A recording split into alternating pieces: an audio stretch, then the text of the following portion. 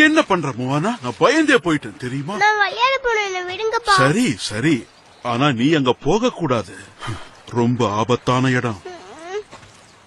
மோவானா வா, நம்ம தீவுக்குள்ள போலாம். நம்ம மக்களுக்கு அடுத்த சிறந்த தலைவி நீதான்.